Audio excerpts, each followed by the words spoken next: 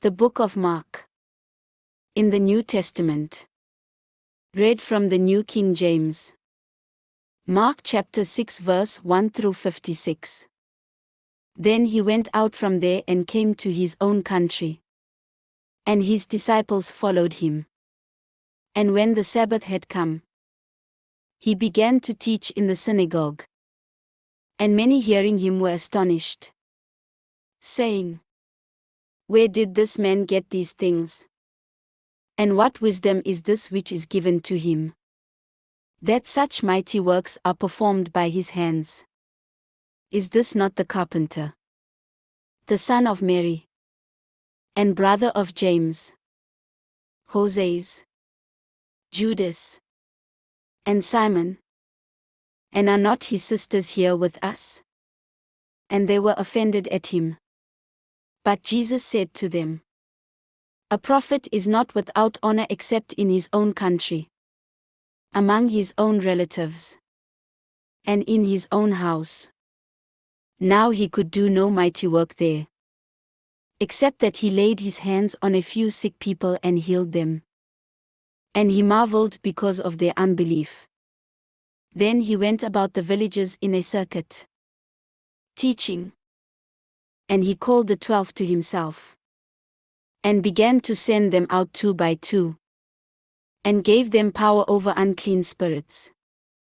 He commanded them to take nothing for the journey except a staff, no bag, no bread, no copper in their money belts, but to wear sandals, and not to put on 2 tunics. Also he said to them, "In whatever place you enter a house, stay there till you depart from that place. And whoever will not receive you nor hear you, when you depart from there, shake off the dust under your feet as a testimony against them. Assuredly, I say to you, it will be more tolerable for Sodom and Gomorrah in the day of judgment than for that city."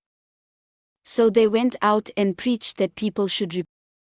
And others said, "It is the prophet, or like one of the prophets." But when Herod heard, he said, "This is John, whom I beheaded. He has been raised from the dead." For Herod himself had sent and laid hold of John, and bound him in prison for the sake of Herodias, his brother Philip's wife, for he had married her. For John had said to Herod, "It is not lawful for you to have your brother's wife." Therefore Herodias held it against him and wanted to kill him. But she could not. For Herod feared John, knowing that he was a just and holy man. And he protected him. And when he heard him, he did many things, and heard him gladly. Then an opportune day came when Herod on his birthday gave a feast for his nobles, the high officers, and the chief men of Galilee. And when Herodias' daughter herself came in and danced, and pleased Herod and those who sat with him, the king said to the girl, "Ask me whatever you want, and I will give it to you." He also swore to her, "Whatever you ask me, I will give you, up to half of my kingdom." So she went out and said to her mother, "What shall I ask?"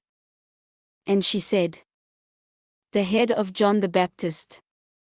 Immediately she came in with haste to the king and asked, saying, "I want you to give me at once the head of John the Baptist on a platter." And the king was exceedingly sorry.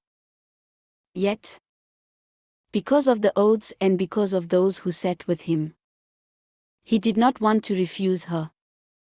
Immediately the king sent an executioner and commanded his head to be brought.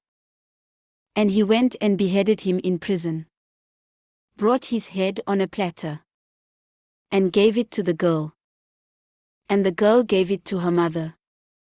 When his disciples heard of it, they came and took away his corpse and laid it in a tomb. Then the apostles gathered to Jesus and told him all things, both what they had done and what they had taught. And he said to them, "Come aside by yourselves to a deserted place and rest a while." For there were many coming and going, and they did not even have time to eat. So they departed to a deserted place in the boat by themselves. But the multitudes saw them departing, and many knew him and ran there on foot from all the cities. They arrived before them and came together to him. And Jesus, when he came out, saw a great multitude and was moved with compassion for them, because they were like sheep not having a shepherd. So he began to teach them many things. When the day was now far spent, his disciples came to him and said, "This is a deserted place, and already the hour is late. Send them away, that they may go into the surrounding country and villages and buy themselves bread, for they have nothing to eat." But he answered and said to them, "You give them something to eat." And they said to him, "Shall we go and buy 200 denarii worth of bread and give them something to eat?" But he said to them, "How many loaves do you have? Go and see." And when they found out, they said, 5, and 2 fish. Then he commanded them to make them all sit down in groups on the green grass. So they sat down in ranks, in hundreds and in 50s. And when he had taken the 5 loaves and the 2 fish, he looked up to heaven, blessed and broke the loaves, and gave them to his disciples to set before them. And the 2 fish he divided among them all. So they all ate and were filled. And they took up 12 baskets full of fragments. Now those who had eaten the loaves were about 5,000 men. Immediately he made his disciples get into the boat and go before him to the other side, to Bethsaida, while he sent the multitude away. And when he had sent them away, he departed to the mountain to pray. Now when evening came, the boat was in the middle of the sea, and he was alone on the land. Then he saw them straining at rowing, for the wind was against them. Now about the 4th watch of the night he came to them, walking on the sea, and would have passed them by. And when they saw him walking on the sea, they supposed it was a ghost, and cried out, for they all saw him and were troubled. But immediately he talked with them and said to them, "Be of good cheer. It is I. Do not be afraid." Then he went up into the boat to them, and the wind ceased. And they were greatly amazed in themselves beyond measure, and marveled, for they had not understood about the loaves, because their heart was hardened.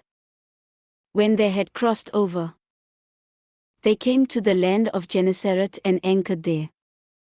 And when they came out of the boat, immediately the people recognized him, ran through that whole surrounding region, and began to carry about on beds those who were sick to wherever they heard he was. Wherever he entered into villages, cities, or in the country, they laid the sick in the marketplaces, and begged him that they might just touch the hem of his garment. And as many as touched him were made well. This ends Mark chapter 6.